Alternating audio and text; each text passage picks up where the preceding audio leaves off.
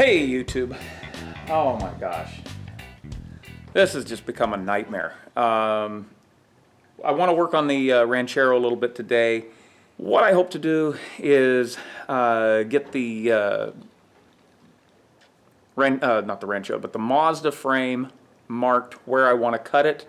I might go ahead and cut it, but we have to take a few different measurements. We've got to mark it some known locations in the frame so that we can measure exactly how far we're moving it out. So we have two known datums, and then we will, so we'll know where we started, then we'll cut, we move them out, we know where we ended, and then we will fabricate the new section of frame and weld it in. Now, whether I can do that all today with what daylight there is, I don't know. But we're going to give it a shot and see how far we can get. So let's get started.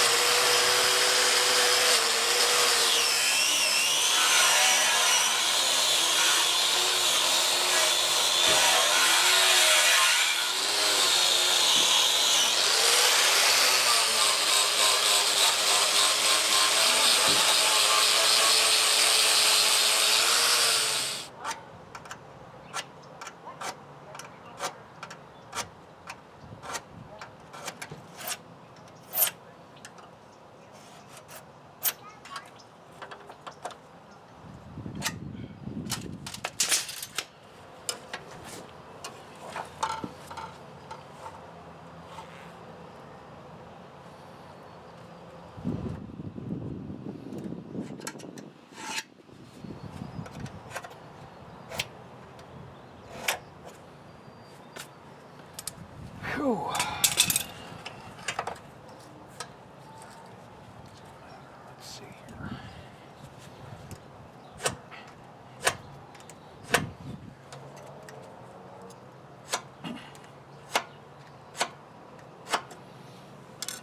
Okay.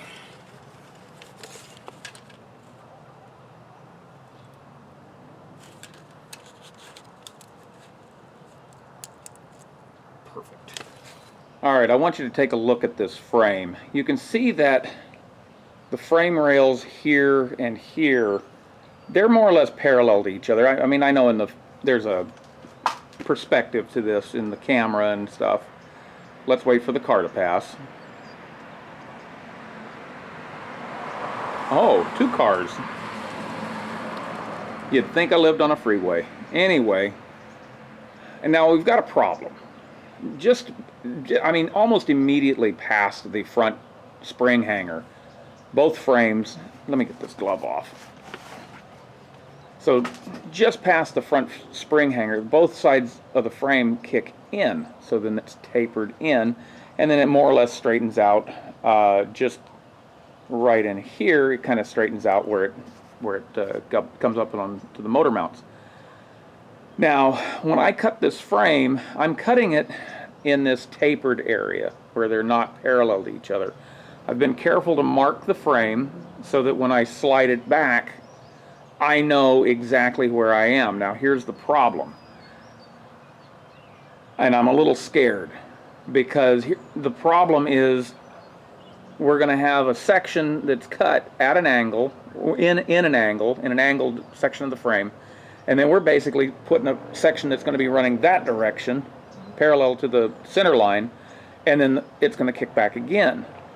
And the problem is getting all those things to line up just perfect so that the geometry of the frame doesn't get screwed up. Now, I say that, and I don't think I'm going to have a problem with it. But if I have a problem with cutting the frame, that's going to be the problem. But I cannot find any section of that frame where two parallel sections of frame are going to allow me to do what I want. So what we're going to do is we're just going to cross our fingers, go ahead and cut it, and if it fails, we're just going to have to come up with a solution because I don't know where else to cut it. I've examined that frame up and down, and I don't see an easier selection. So we're just going to have to say a little prayer and go ahead and cut it.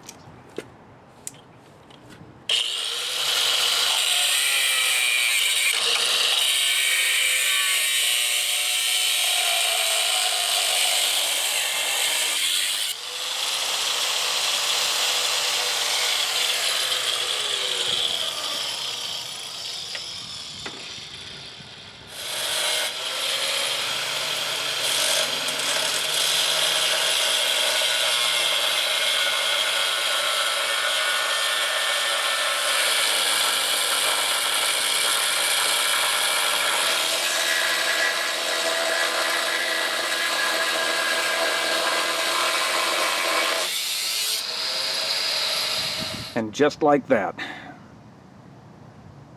the Mazda has been cut into 2 pieces. Oh my goodness. Now, there's a lot of things that we have to our advantage on this. We do know that the top of this frame is flat in the section that we're cutting, so we can realign it by simply bolting or clamping down some straight edge like I've got here. That's actually all that's holding it at the moment is this angle and the one over there, but now you can see there's daylight between the frame here. I don't know if you can see that or not, but yep.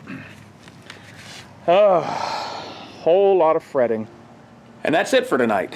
I know this video is probably not going to be very long, probably won't even be very interesting, but that is probably the most stressful thing I've had to do for this project to date, is just make a decision on where to cut it. And there are projects like this that come along where the best thing to do is just go ahead and break it and then fix it later. And that's what we did. We broke it. Now we get to fix it. So, yeah.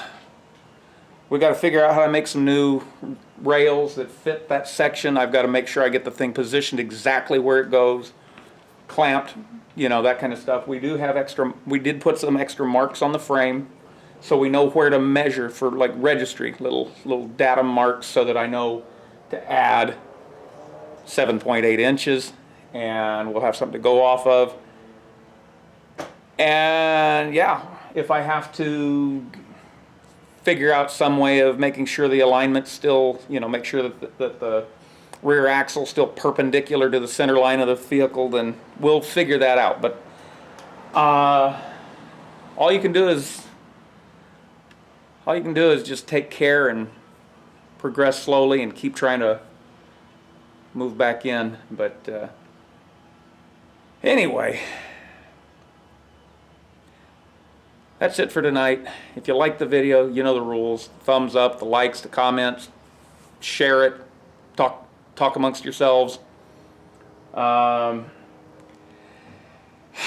little update on the power hammer. I did get in contact with the Little Giant Hammer people. They haven't got back to me, but it does show some of the parts that we need. They do carry them, so that's a great thing. So as soon as they get back to me and I get in contact with them, because you know, I don't know, I think today they're off. So anyway, as soon as they get back to me, I'll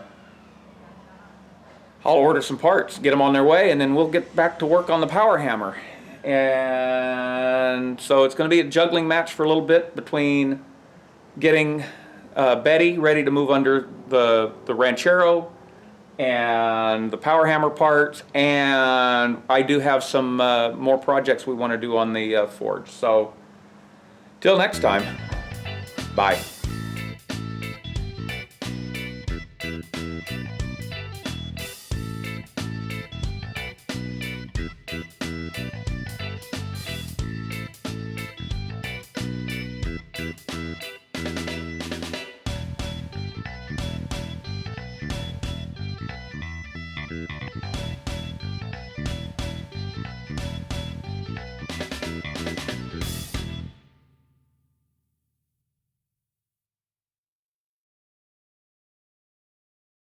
Hey YouTube, here I am coming to you today with the sounds of suburban life in the background.